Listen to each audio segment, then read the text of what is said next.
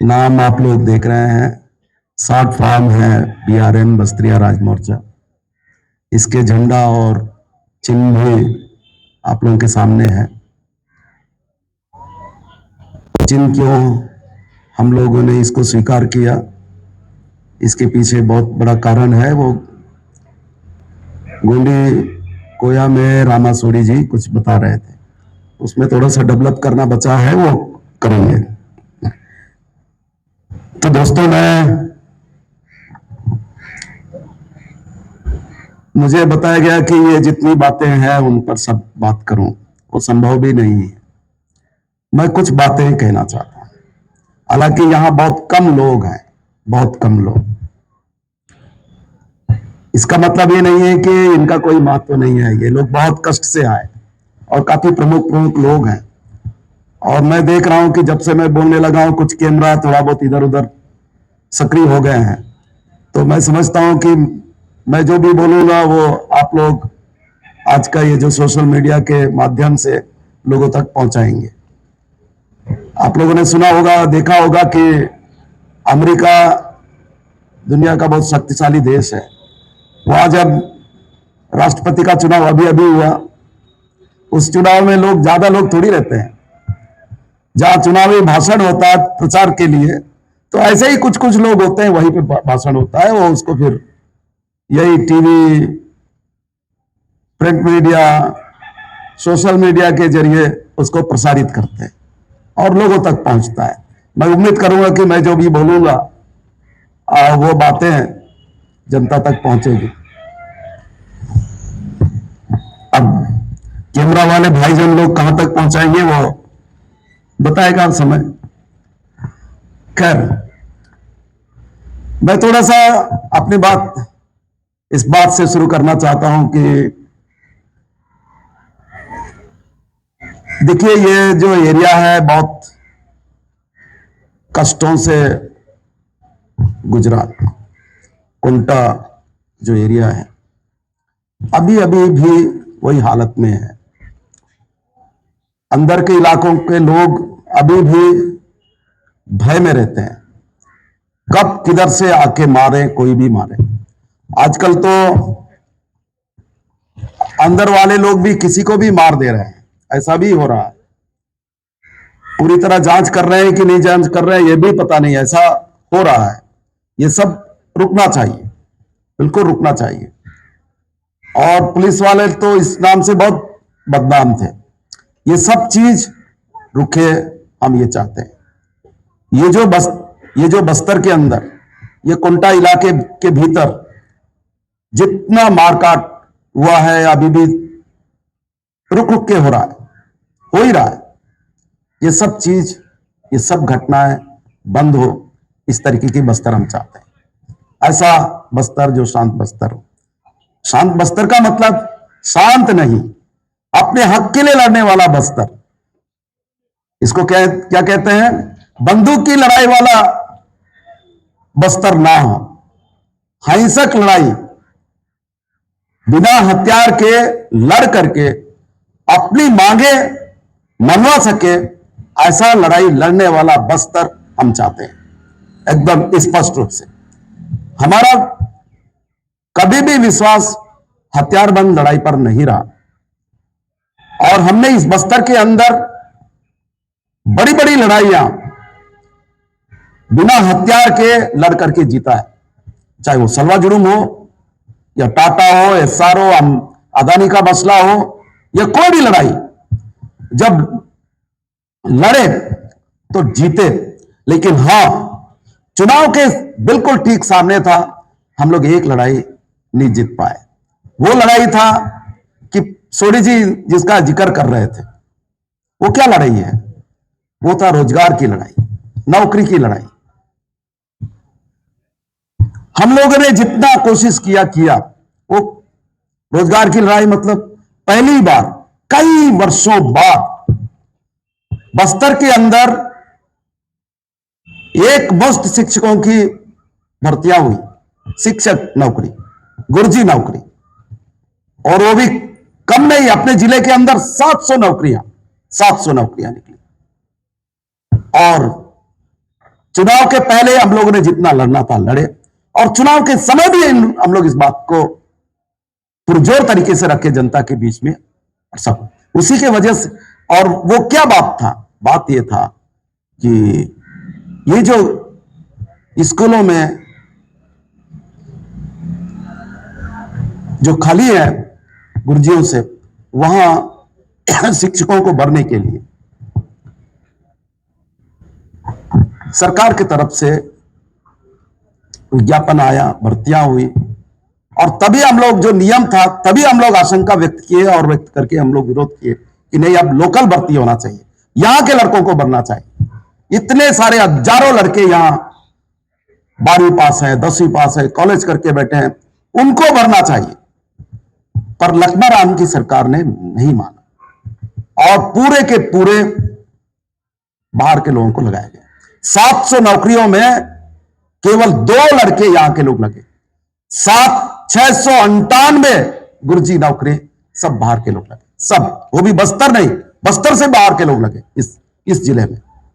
ये दुर्भाग्य है। ये हम लोग, ये जो लड़ाई है, इसको हम जीत नहीं पाए, और ये हमारे लिए नहीं, ये सभी वर्गों के लिए ये नुकसान की बात है। बस्तर के, अब यहां जो अगर लोकल भर्ती होता तो केवल एसटी को या एससी को, ओबीसी को थोड़ी फायदा मिलता, जो भी हिस्सा जनरल का होता उनको भी तो मिलता, जितना भी, जो भी 5% 6% वो भी उनको मिलता। पर हकीकत यह है कि यहां का एक भी तो नहीं लगा, और इस पर कोई सवाल ही नहीं होता है भाई, कोई सवाल नहीं करते, बिल्कुल सवाल नहीं करते हैं। मुझे यह समझ से परे है कि अभी भी ये प्रेस के मित्र लोग हैं, कभी लखमा राम से पूछा ही नहीं गया, और वो जो शेष जो 300 पोस्ट बचा हुआ था, ये बीजेपी के रूल्स में अभी भर्ती हुआ, बीजेपी वालों से भी कभी सवाल नहीं करते हैं। केदार भी आया होगा, और लोग भी आए होंगे, कि ये जो इतने सारे गुरुजियों के पोस्ट निकले थे, वो गुरुजियों के पोस्ट पर बाहर के लोगों को क्यों नियुक्त किया गया? यहां के लोग क्यों नहीं लगे? क्या यहां के लोग पात्र नहीं थे? क्या वजह यहां के लोगों को नहीं लगा? यह सवाल कोई नहीं कर रहा है, यह दुर्भाग्य है। मैं प्रेस के लोगों से भी, मित्रों से भी पूछना चाहता हूं, यह सवाल करना चाहिए, बिल्कुल करना चाहिए। प्राइमरी स्कूल में पढ़ाने के लिए 12वीं पास पर्याप्त है। एक दो तीन, यही तो पढ़ाना है, यही तो सिखाना है बच्चों को। इसके लायक भी हमारे बच्चे नहीं है, इसके लायक नहीं समझा गया। अगर ऐसा समझा गया तो यहां से चुन के जो लोग, जिनको चुन के भेजा गया, एमएलए, मंत्री, इनको जनता अगर नहीं पूछ रही तो प्रेस को पूछना चाहिए। प्रेस भी नहीं पूछ रही है, यही दुर्भाग्य की बात है। इसलिए तो बेलगाम है, कौन पूछेगा, कौन सवाल करेगा? हम लोगों ने चुनाव के मौके पर जितना माहौल बनाना था बनाया, उसके पहले भी, उसके भीतर भी। उसी के वजह से कई जगह लखमा राम को नौजवानों की तरफ से विरोध का सामना करना पड़ा, चाहे वो कृष्णाराम हो, इरपा हो, कोई भी, कई गांव में उनको सभा छोड़ करके भागना पड़ा। लेकिन अभी भी प्रेस ने अपनी जिम्मेदारी नहीं निभाया। अरे हम लोग, मैं बताना चाहता हूं, अरे हम लोग, जब मैं एमएलए था तब हम लोगों ने स्पेशल नौकरी, क्या नाम, भर्तियां कराई इस बस्तर के अंदर 15 विकास खंडों में। उस समय के जो बहुत सारे गुरुजी लोग अब भी नौकरी कर रहे हैं, अच्छे पदों पे है। वो कोई एसटी नहीं, सब लोकल लोग भर्ती की है जो यहाँ के हैं। पर ऐसे ये जो नौकरी के मुद्दे पर इतना शांत हो जाए, ये उचित नहीं है। तो खैर, मैं अपनी बात कहना चाह रहा था, शुरू करना चाह रहा था, तो मैं नौकरी से शुरू किया, यहाँ की हालत से शुरू किया, करना भी चाहिए। पर मैं कहना चाहता हूं, यही सवाल है। हम चाहते हैं कि बस्तर में कोई भी छोटी मोटी नौकरी हो, वो सब नौकरियां यहां के लोगों को लगना चाहिए। हम बड़ी नौकरी की बात नहीं कर रहे हैं। हम थानेदार यहां का हो, हम ये नहीं कह रहे हैं। तहसीलदार यहां का हो, हम नहीं कह रहे हैं। एसडीओ यहां का हो, हम नहीं कह रहे हैं। उसके लिए जो भी सरकार कंपटीशन परीक्षा आयोजित करे, उसमें अगर सक्षम लड़के हैं, योग्य है, यहाँ के लड़के लोग चुन के आएंगे, चुने जाएंगे, उसमें हम उनके योग्यता पर छोड़ देंगे। लेकिन यहां पे भी तो योग्यता का मापदंड आएगा। जो छोटी नौकरियां हैं, 4th क्लास के, 3rd क्लास के, बाबू, गुरुजी, चपरासी, ये नौकरी भी अगर बाहर के लोगों को लगेगा तो फिर ये चिंता की बात होनी चाहिए, हम सबको चिंता की बात होनी चाहिए। और हमारी चिंता इसी बात की है, और इसलिए हम लोगों ने कहा ये जो आप नया झंडा, नया नाम, ये सब कारणों से ये इसको हम लोगों ने निर्माण किया कि नहीं, अब लड़ाई ऐसे ऐसे मुद्दों पर जरा जोरदार ढंग से, व्यापक ढंग से, पुरजोर ढंग से लड़ा जाना चाहिए। इसलिए हम लोग बीआरएम बनाए, बस्तिया राज मोर्चा बनाए। तो मैं क्या बोलूं, बातें अब बस्तर की करने लगे तो बस्तर की बात ही कर लेते हैं, लेकिन कोई भी बात देश से भिन्न थोड़ी है, देश से अलग तो नहीं। एक समय था, आज से 30 साल पहले, 30 साल करीब हो गया, बस्तर में 6वीं अनुसूची का सवाल उठा था। अभी भी है सवाल, है 6वीं अनुसूची। 6वीं अनुसूची बोलने से सारे लोग जैसे भय से कांपने लग जाते हैं। सारे मतलब जो व्यापारी है, कुछ इस तरीके के लोग, उनको लगता है कि यार 6वीं अनुसूची लागू हो जाएगा तो हमको भागना पड़ेगा। उस समय इस तरीके का माहौल बनाया गया, पर सच क्या, सच है कि 6वीं अनुसूची हमारे संविधान का हिस्सा है, और संविधान हमारा कहता है, जो हमारे देश का सबसे बड़ा कानून है संविधान, वो कहता है कि देश के किसी भी हिस्से में देश का कोई भी नागरिक आके रह सकता है, जा सकता है, निवास कर सकता है, ये है। लेकिन हां, 6वीं अनुसूची वाले इलाकों में या 5th शेड्यूल के एरिया में आपको बहुत सारी चीजों का ख्याल रखना पड़ेगा।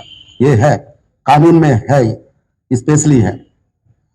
पर इसका मतलब ये नहीं है कि जो लोग हैं उनको भगाया जाए, कहीं तो नहीं है। जो यहां से बहुत सारे लोग, अब इरफान लोग आज से 100, 150 साल, 200 साल पहले आए। अभी हम लोगों ने कहा कि नहीं भाई, अब ये सवाल तो आएगा, कम से कम ये बात स्पष्ट हो जाए। जब शेड्यूल 6 की बात कर रहे हैं, 6वीं अनुसूची की बात कर रहे हैं, तो कौन लोग यहाँ के लोग हो, ये बात हम लोगों ने तय किया कि नहीं, कम से कम जो छत्तीसगढ़ राज्य 2000 में बना, तो 2000 के बाद जो लोग इस बस्तर के अंदर आए हैं, उनको यहां के निवासी नहीं मानना चाहिए, उनको आधार कार्ड नहीं बनना चाहिए, उनको संपत्ति खरीदने का, मतलब यहां की संपत्ति, जमीन, अचल संपत्ति खरीदने का कोई अधिकार ना हो, ये हम लोगों ने मांगा। और इस बात पर पूरे बस्तर के लगभग लोकल जातियों के लोग सहमत हैं। सहमति नहीं, बल्कि वो लोग जल्दी जल्दी चाह रहे हैं कि इसको आप तेज करिए, लड़ा जाए, ये कह रहे हैं। सबको चिंता है, सबको चिंता है। ये क्यों हम कह रहे हैं?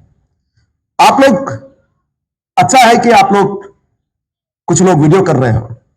एक बात बताना चाहता हूं, ये 2024 है, सितंबर महीने में, सितंबर अक्टूबर के महीने में कश्मीर का बहुत ऊपर का इलाका, कश्मीर, लद्दाख जिसको कहते हैं, लद्दाख, ठीक है, लद्दाख, जो चीन का बॉर्डर लगता है, पाकिस्तान का बॉर्डर लगता है, थोड़ा थोड़ा तिब्बत के हिस्से लगते हैं, वो पूरा बर्फ से ढका हुआ एरिया, बर्फ, आजकल बर्फ है, बर्फ पूरी तरह से पहाड़ पर, पत्ते में भी बर्फ है, जमीन पे बर्फ है, पत्थर में बर्फ है, सब में बर्फ है।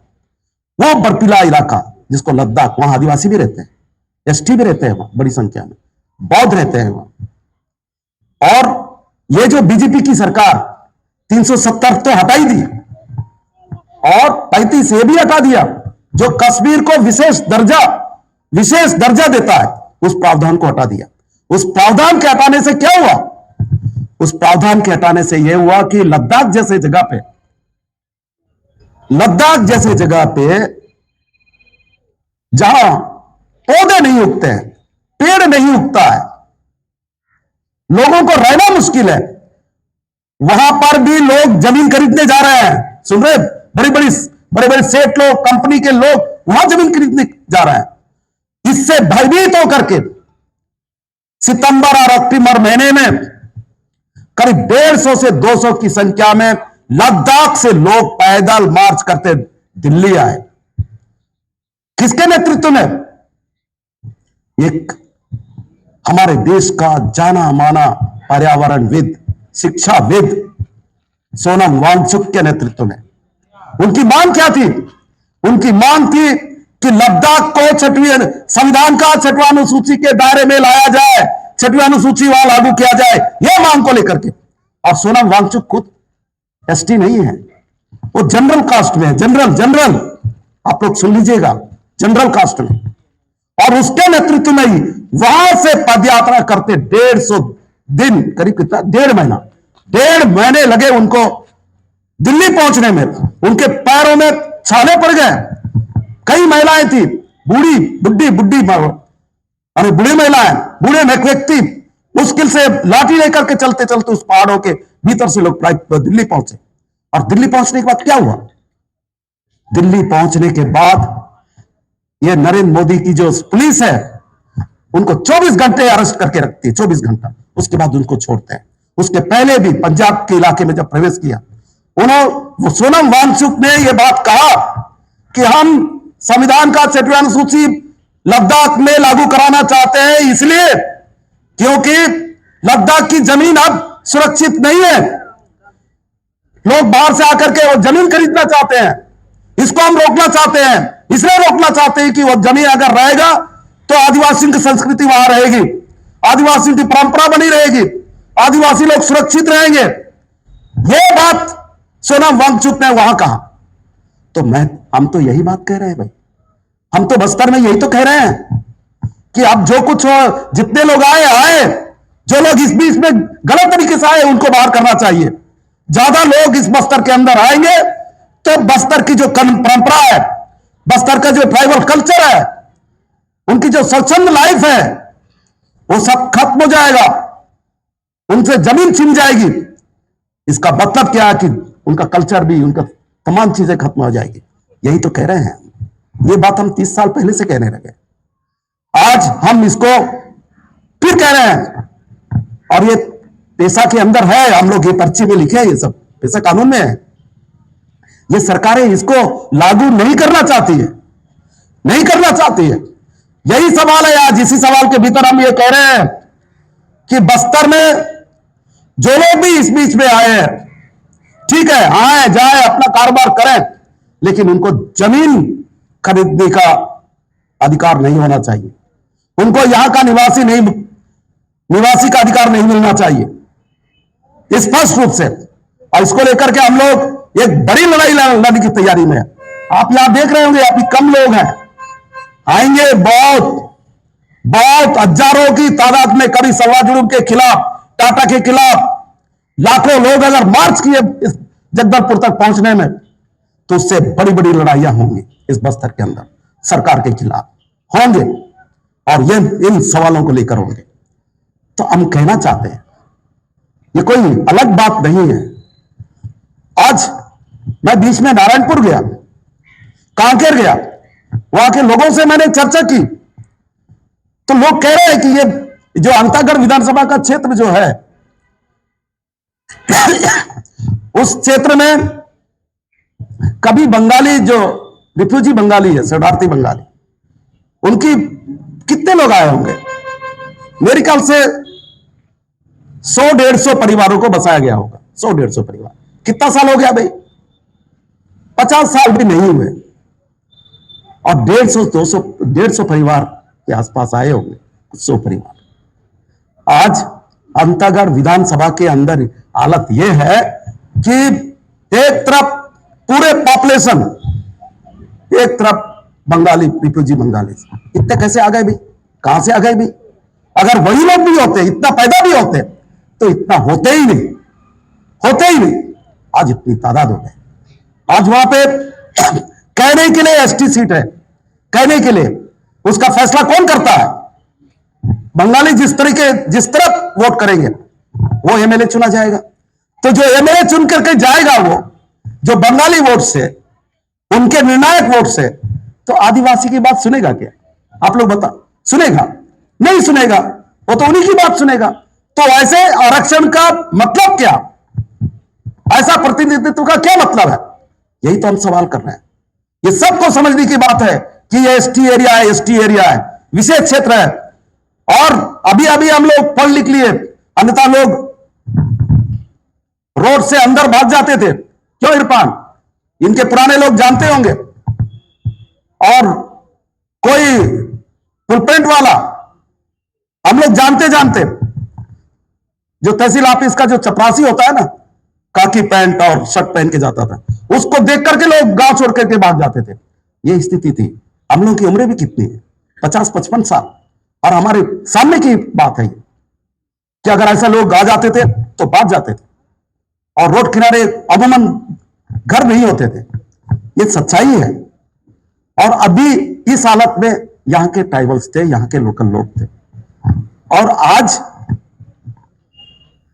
अगर उनका प्रतिनिधि अगर दूसरे लोगों के क्या नाम वोटों से चुन के जाए और उनकी बात ना करता हो, जो ट्राइबल्स की बात नहीं करता, तो ये दुर्भाग्य है कि नहीं? है दुर्भाग्य। इसलिए हमने ये सवाल किया। और यही सवाल उड़ीसा में हो रहा है। यही सवाल तो उड़ीसा में हो रहा है। अभी वही सितंबर के महीने में हम लोग 11 तारीख को बैठ के किए थे। 11 तारीख के 2-3 दिन बाद उड़ीसा के कुछ ट्राइबल लीडर्स लोग मेरे से बात किए। 13 तारीख वहां के ट्राइबल लीडर्स मेरे से बात किए। बोले हम लोग यहां बहुत बड़ी रैली कर रहे हैं, आप आइए। तो मैं कोई असमर्थ, कहीं और बिजी था, तो मैं नहीं जा पाया। उन लोगों ने फोन पर बातचीत की, आप लोग करिए, लड़िए। उनकी मांग क्या थी? उनका सवाल क्या था? उनका सवाल भी बंगालियों के खिलाफ। रिफ्यूज बंगाली को वहां बसाया गया। आज इतनी तादाद में हो गए कि आज उनका क्या, अब देखने से बड़ा अजीब अजीब लगता है। हर गांव में बंगाली लोगों ने बहलाया, फुसलाया, पटेल को, पेरमा को, सरपंच को, उनकी बहन को लाया, उनकी बेटियों को लाया, फिर जमीन पर कब्जा कर लिया। आज स्थिति है कि वो जमीन भी उन दूसरे वो लोग कमा रहे हैं। हालत ये हो गया बंगाली, क्या नाम, मलकानगिरी क्षेत्र में, कि ये जो वनाधिकार मान्यता कानून आया, उस कानून के अंतर्गत जो वन पट्टा मिलना है, व्यक्तिगत पट्टा, वो पट्टा भी उनको मिल रहा है, जबकि कानून के खिलाफ आई। नौकरियां उनको, पट्टा उनको, राशन कार्ड उनको जल्दी मिल रहा है। ये कैसा हो रहा है? ये तो सवाल